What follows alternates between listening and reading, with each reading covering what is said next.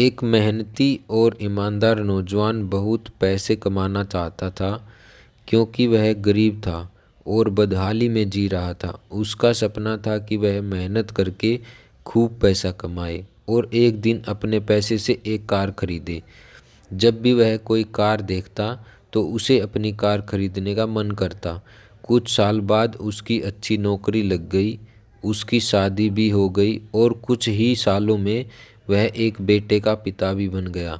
सब कुछ ठीक चल रहा था, मगर फिर भी उसे एक दुख सताता था कि उसके पास उसकी अपनी कार नहीं थी। धीरे धीरे उसने पैसे जोड़कर एक कार खरीद ली। कार खरीदने का उसका सपना पूरा हो चुका था और इससे वह बहुत खुश था। वह कार की बहुत अच्छी तरह देखभाल करता था और उससे शान से घूमता था। एक दिन रविवार को वह कार को रगड़ रगड़ कर धो रहा था, यहाँ तक कि गाड़ी के टायरों को भी चमका रहा था।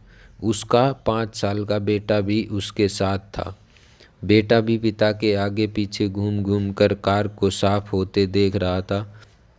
कार धोते धोते अचानक उस आदमी ने देखा कि उसका बेटा कार के बोनट पर किसी चीज़ से खुरच खुरच कर कुछ लिख रहा है।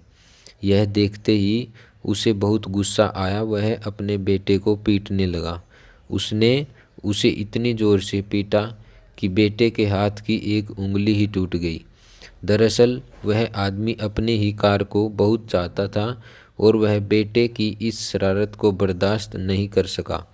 बाद में जब उसका गुस्सा कुछ कम हुआ तो उसने सोचा कि जाकर देखूं कि कार में कितनी खरोंच लगी है।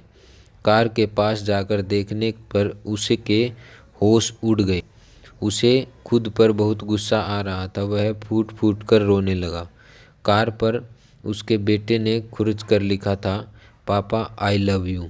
यह कहानी हमें यह सिखाती है कि किसी के बारे में कोई गलत राय रखने से पहले या गलत फैसला लेने से पहले हमें यह ज़रूर सोचना चाहिए कि उस व्यक्ति ने वह काम किस नीयत से किया है।